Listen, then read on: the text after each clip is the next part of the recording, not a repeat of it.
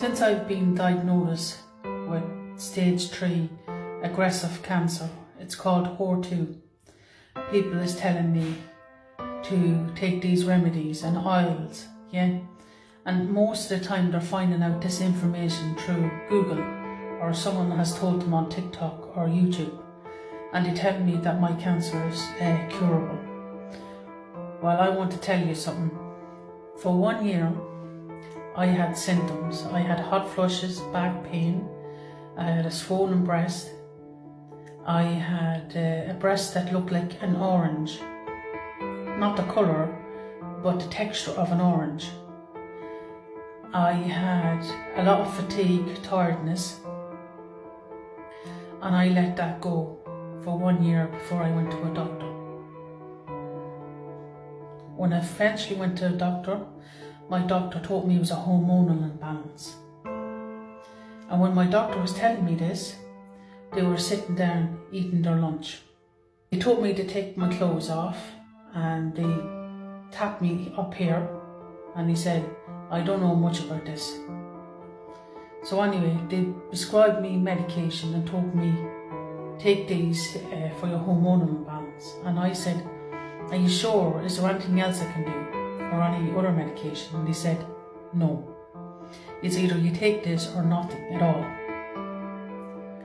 So then I went to my pharmacist and I remember saying my prayers and I said, please God, if there's something wrong with my body, please allow someone to come forward and tell me there's something wrong, because the doctor's not listening.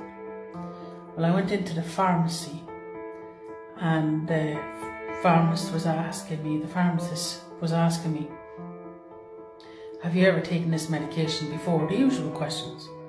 And I said no. And he said, oh, are you taking it because you're active? I said, no, I'm not.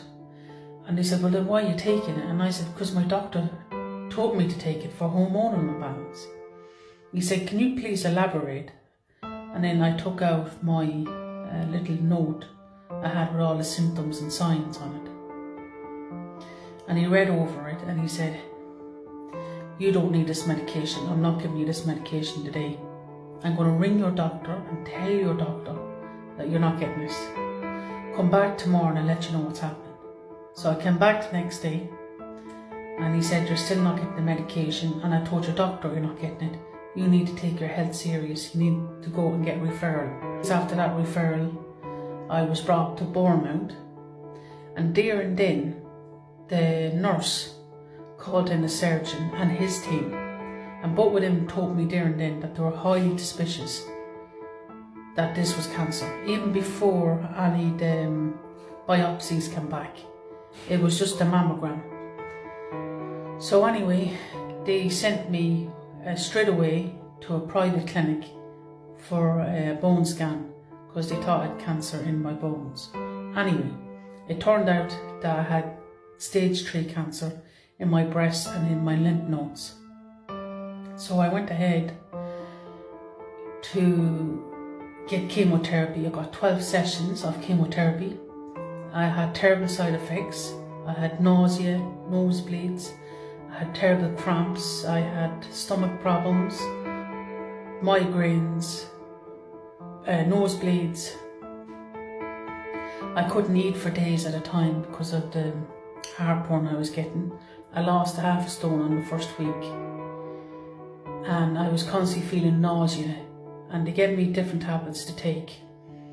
Anyway, I took them, but I was still feeling very rough. Chemo was very hard on me.